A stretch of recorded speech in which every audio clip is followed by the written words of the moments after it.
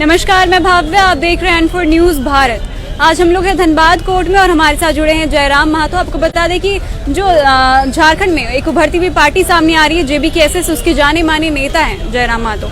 और अब इन पर कोई परिचय के मोहताज नहीं है, आप इनको बखूबी जानते होंगे और कह सकते हैं पूरे झारखंड के युवा इनके फैन हैं। तो इनसे आज हम बातचीत करेंगे और सबसे पहले तो ये जानेंगे कि आखिर इनको कोर्ट में मौजूद क्यों होना पड़ा है, क्या है इसके पीछे कारण, ये सारी चीजें हम इन्हीं से बात करके जानेंगे। पहले आप यही बता दें कि आप कोर्ट में आपको क्यों बुलाया गया है? सबसे पहले थोड़ा सा क्षमा चाहेंगे कि आपको इतना दूर तक आना पड़ा, हमारी वजह से आपको कष्ट सहना पड़ा, इसलिए अपनी ओर से हम क्षमा चाहेंगे। कोर्ट आने का आज मकसद है कि 2015 का एक केस है, उसी में आज हमारा डेट है और उसी में हाजिरी लगाने आए हैं। क्योंकि केस भी इसी कारण हुआ था कि मैं बचपन से ही हमेशा प्रतिभावान रहा हूँ, टैलेंटेड रहा हूँ, लोगों के बीच हमेशा अपने टैलेंट के बदौलत बहुत काम किया हूँ। तो लोगों का हमेशा एक चीड़ होता है कि जो लोग समाज में बढ़ते हैं, समाज में जो नौजवान आगे बढ़ता है, उसको फंसाने का, ट्रैप करने का बहुत प्रयास करते हैं। तो उसी में हमारे गांव में एक हत्या हुई थी, गांव में ही, गांव के व्यक्ति ने किया था, तो उसी में सड़क जाम किया गया था। तो जाहिर सी बात है, सड़क जाम में हजारों संख्या की, में लगभग 10,000 के आसपास लोग थे।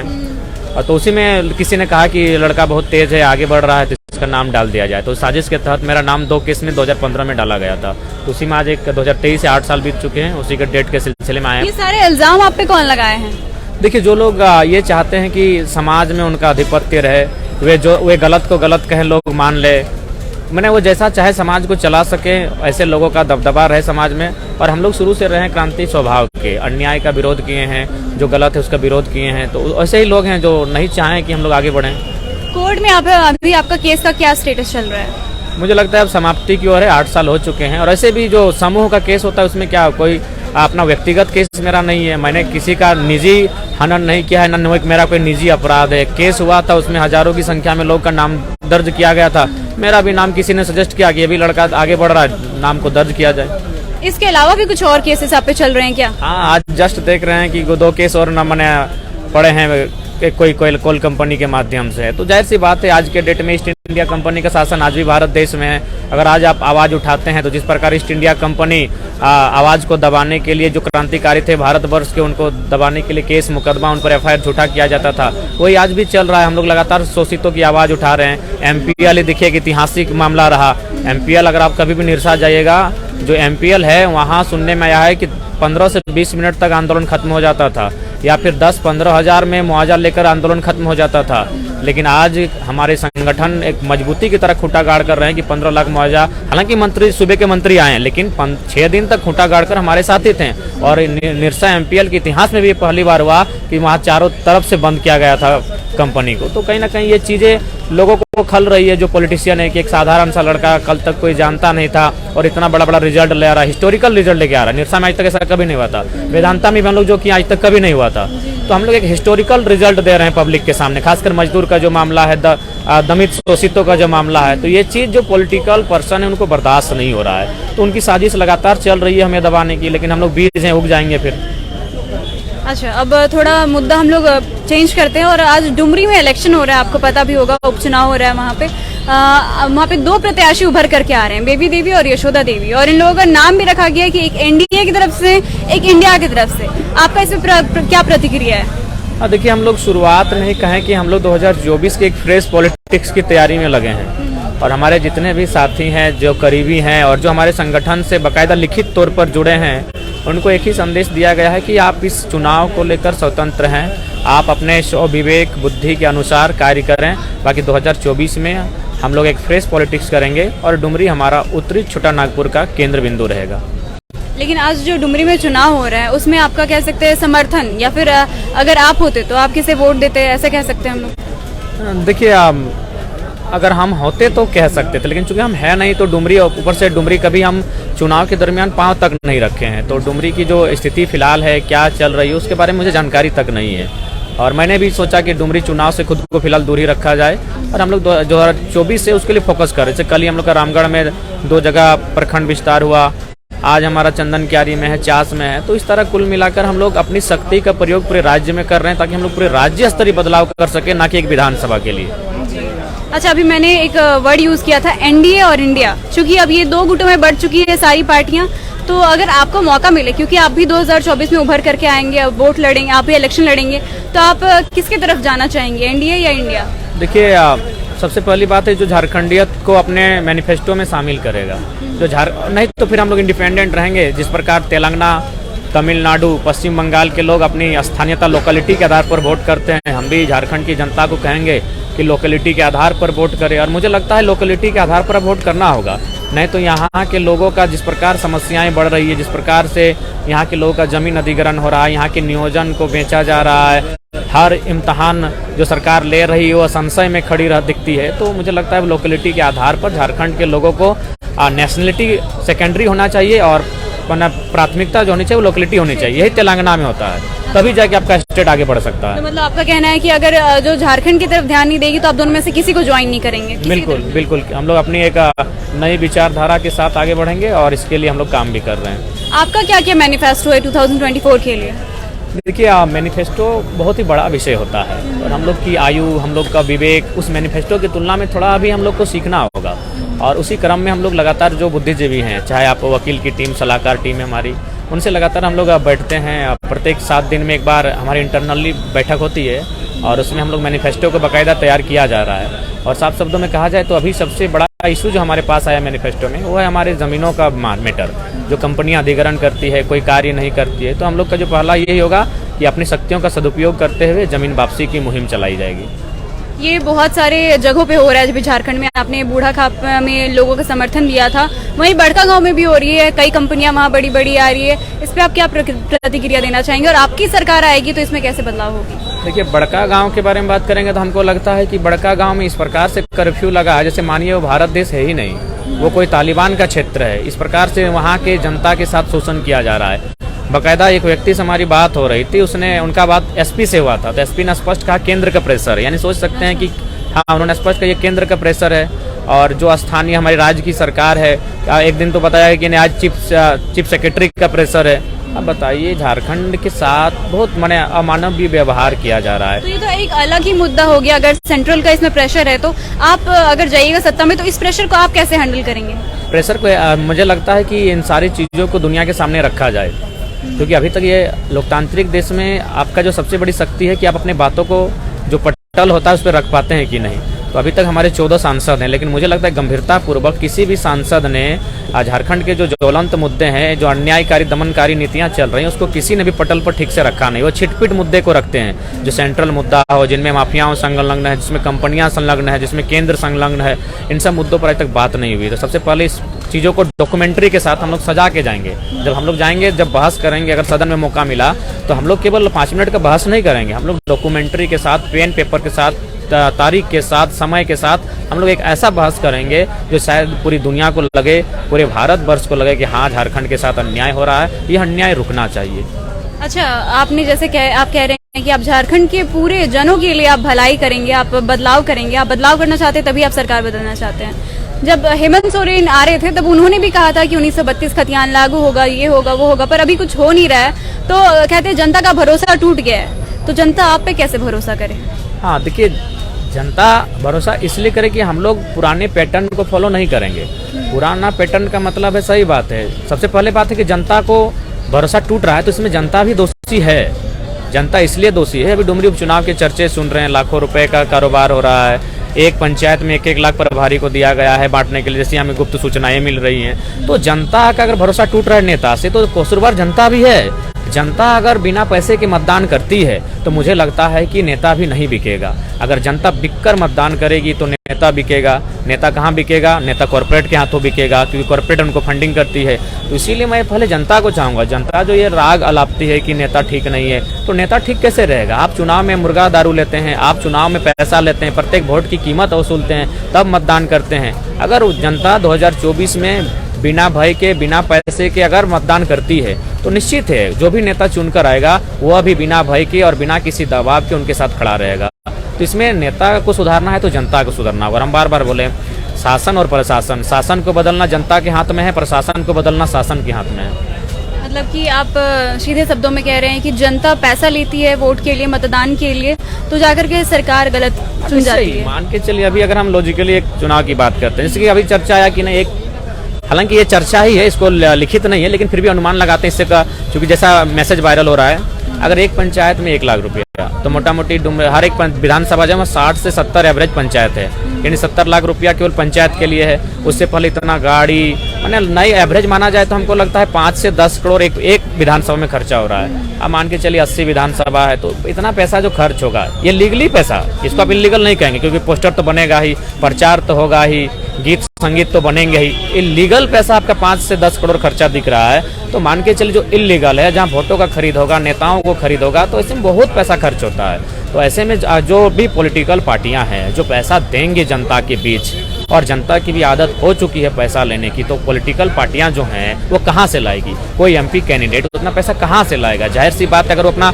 जीवन का, अपने संपत्ति बेच देगा तो उतना पैसा नहीं ले पाएगा। तो जाहिर सी बात है, उसके पास एक डील होता है कोई कंपनी के माध्यम से कि आप हमें कोऑपरेट कीजिए, जब हम जीत जाएंगे तो आप जमीन अधिग्रहण जब करेंगे हम साइलेंट रहेंगे, या फिर हम आपका सहयोग करेंगे। कंपनी को जमीन चाहिए, नेता को वोट चाहिए, और जनता को पैसा चाहिए। अगर इन चीज़ों पर रोक लगानी है तो सबसे पहले जनता को शुरुआत करनी होगी, बिना दबाव के, बिना पैसा के, बिना भय के, बिना लोभ के मतदान करना होगा। वचन देते हैं हम लोग 2024 में बदलाव करेंगे, और किए। एमपीएल में इतिहास बनाए, वेदांता में इतिहास बनाए, जहाँ जहाँ जिस कंपनी में गए, जहाँ 1000 रुपया मुआवजा नहीं था, वहाँ हम लोग लाख, 10 लाख, 15 लाख तक लेकर गए। हम लोग कुछ नहीं है, एक वार्ड सदस्य नहीं है जो इतना बड़ा मुकाम हम लोग हासिल किए, इतनी बड़ी रिजल्ट को लेकर आ रहे हैं। तो अगर हमारे 1-2 माने आधे विधायक भी बन जाते हैं, 1-2 सांसद बन जाते हैं, तो बहुत बड़ा बदलाव हम लोग लेके आएंगे, ये निश्चय है, ये वचन भी है।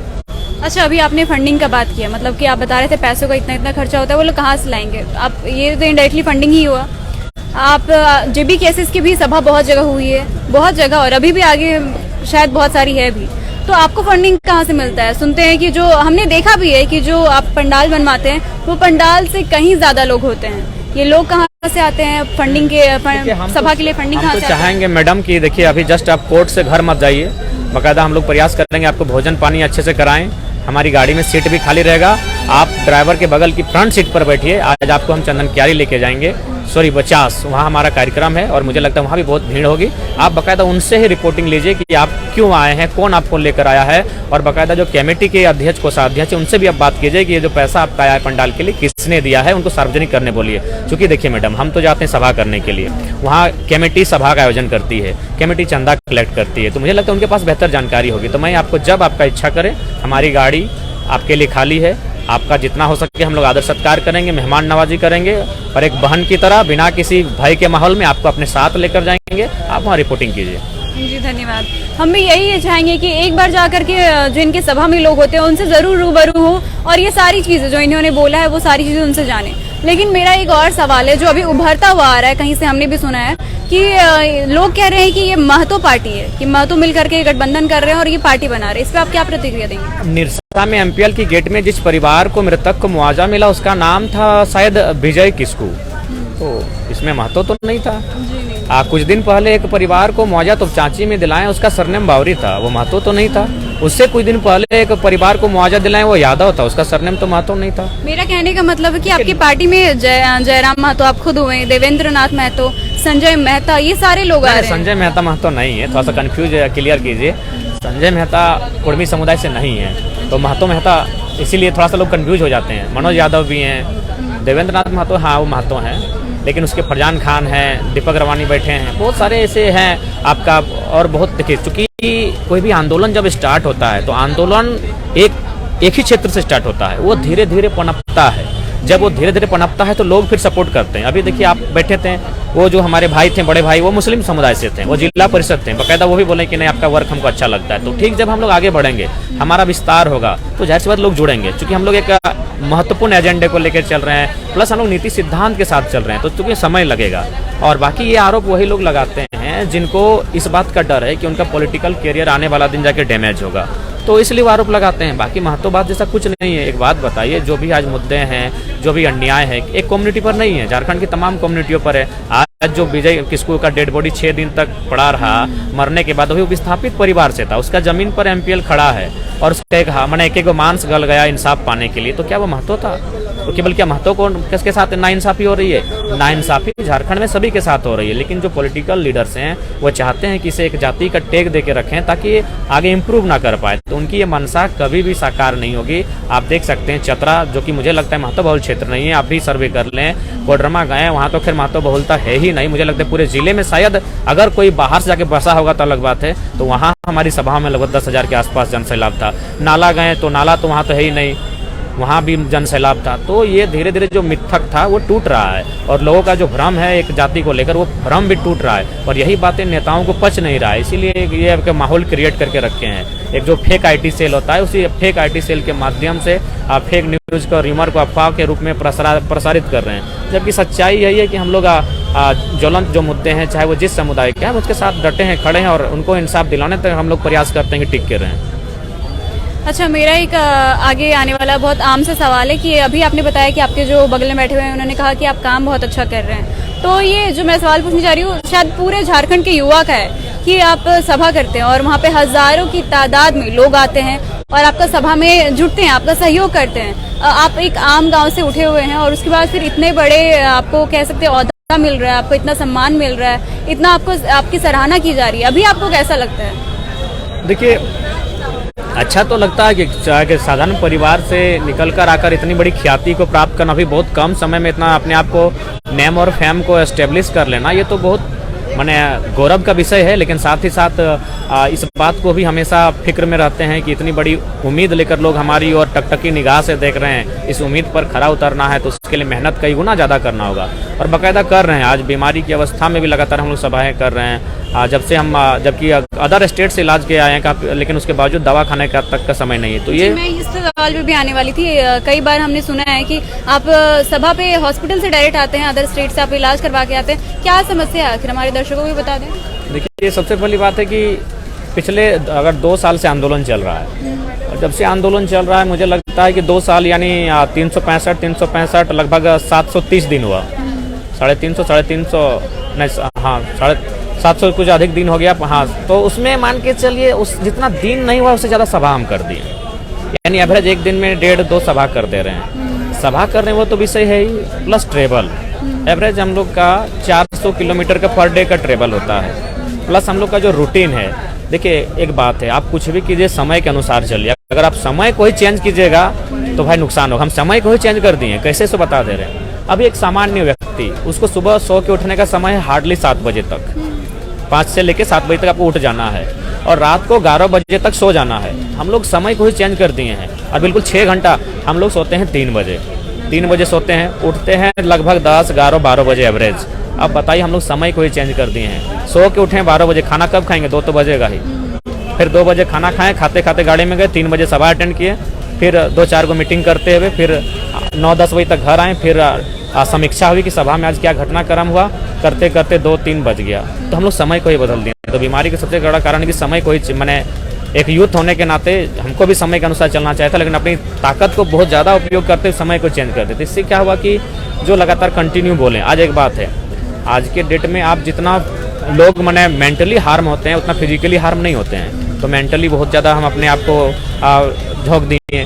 उससे क्या हुआ कि सबसे पहला जो स्पीकिंग था, तो जब भी आप एनर्जेटिक भाषण देना तो कभी भी देखिए नाभि से असर करता है, आपकी जो ऊर्जा है, सभी बोलते हैं कि नाभि सबको कंट्रोल करता है। तो जितना हम एनर्जी लाते हैं बोलने के लिए, जितना ऊर्जा से बोलना चाहते हैं, उसका असर नाभि से होता है। तो जब नाभि से होता है तो नाभि के ऊपर जितना भी शरीर का पार्ट्स है उसको डैमेज करता है, वो आगे बढ़ता है। लंग्स में डैमेज करता है, सीना को डैमेज करता है, फिर गला को डैमेज करता है, और जब गला को डैमेज करता है तो फिर जो आप सोचते हैं बहुत ज़्यादा, तभी तो 3 घंटा बोलते हैं, तो माइंड को डैमेज करता है, माइंड को डैमेज करके फिर आँख में असर करता है। तो फिर इस तरह कुल मिलाकर मतलब नाभि से ऊपर 7 बीमारियों का मैंने जानकारी मिला है। हम नहीं चाहते थे कि पब्लिक के बीच इन बातों को रखें, लेकिन भाई आखिर कब तक आप छुपा के रख पाइएगा, तो उनको दरकिनार करते हुए हम लगे। हमको आज आपके चैनल के माध्यम से लाइव कहना चाहेंगे, हमने अपनी आयु को लगभग 10 से 15 साल कम कर लिया है। अगर हम मान के चलिए 50 साल जीते ना तो लगभग 35 साल कर चुके हैं, अगर 70 जीते तो हम अपनी आयु को 55 कर चुके हैं। ये मेरा दिल गवाही दे रहा है। तो इतना कुछ हम लोग झोंक दिए हैं राज्य के लिए, राज्य के ज्वलंत मुद्दों के लिए। उसके बावजूद भी अगर नहीं मैंने लोग अगर समझेंगे तो भाई उसके बावजूद हम लगेंगे, हम लोगों की शिकायत नहीं करेंगे। क्यों करेंगे? लोग हमारे भोले भाले हैं, उन्होंने कभी ऐसा बदलाव देखा नहीं है, उन्हें भी थोड़ा समय लगेगा। उसके बाद भी अगर जीवन भर भी नहीं समझे तो हमें लोगों के प्रति कोई शिकायत नहीं रहेगी। हमें शिकायत खुद से रहेगी कि हम उस योग्य अपने आप को नहीं बना पाए। हम लोगों की शिकायत कभी नहीं करेंगे। हम न्यू पैटर्न के अनुसार पॉलिटिक्स करेंगे, हम जनता की शिकायत नहीं करेंगे। हम खुद की शिकायत करेंगे, हम में ही कोई कमी रही कि लोग हमको एक्सेप्ट नहीं कर पाए। लेकिन उम्मीद करते हैं 24 में लोग बेहतर एक्सेप्ट करेंगे और पॉलिटिकली बेहतर परफॉर्मेंस हम लोग को होगा और रिजल्ट भी बेहतर आएगा। हम भी यही चाहेंगे कि जो लोग हैं वो इनकी समस्याओं को समझे, इनके जो मेहनत है उनको देखें। और लोग तो खुद ही 18 साल से अगर ऊपर के लोग वोट देते हैं तो उनमें खुद ही इतनी बुद्धि होती है कि किसे चुनना है, सरकार क्यों चुनना है, ये सारी चीज़ों को वो लोग देखते हैं। और उसके बाद भी जैसे इन्होंने कहा कि अगर पैसा लेके अगर आप मतदान कर रहे हैं तो ये कोई अच्छी चीज़ नहीं है। और उसके बाद फिर आप शिकायत भी करेंगे कि हमने वो सरकार चुना और उसके बाद वो सरकार कुछ कर नहीं रही है, तो इससे कोई फ़ायदा नहीं होगा। मैं यही कहूँगी कि आप पहले अच्छे से सोचें समझें और अपने लिए देख करके चुने कि आपके लिए कौन सी सरकार अच्छा कर सकती है। लेकिन मैं आपसे ये जानना चाहूँगी कि 2024 में चुनाव, आप बोले कि फ्रेश चुनाव के लिए आप लोग तैयारी कर रहे हैं, उस चुनाव की आप लोगों की अभी तक क्या ब्लूप्रिंट है, प्लानिंग क्या है ये सारी? हाँ, चूँकि ब्लूप्रिंट काफ़ी तैयार हुए हैं और उनको अभी हम लोग इसलिए सार्वजनिक नहीं कर सकते हैं कि पहला बात, हमारे पास पॉलिटिकल जो है वो पावर कम है। जो पॉलिटिक्स में स्थापित लोग हैं वो लगातार हम लोग को डैमेज करेंगे, घेरने का प्रयास करेंगे। तो हो सके हमारे बताए गए रास्ते में वो अड़चने पैदा करेंगे, या फिर अगर हम उनका नाम जब सार्वजनिक करेंगे जो हमारे लिए तैयारी कर रहे हैं उनके साथ समस्याएं हो सकती है। तो इसलिए ब्लूप्रिंट तैयार बहुत सारे हो चुके हैं। और मैं लोकसभा का अनुसार लोकसभा का ब्लूप्रिंट है और विधानसभा के अनुसार विधानसभा का ब्लूप्रिंट है, दोनों का अलग अलग ब्लूप्रिंट है। और जब जनता के बीच हम इन चीज़ों को लेकर जाएंगे तो जनता सराहनीय करेगी और मुझे लगता है समर्थन भी करेगी। हमने आज बात किया जयराम महतो से और आपके समक्ष जितनी बातें हो सकती थी उतनी बातों को रखने की कोशिश की।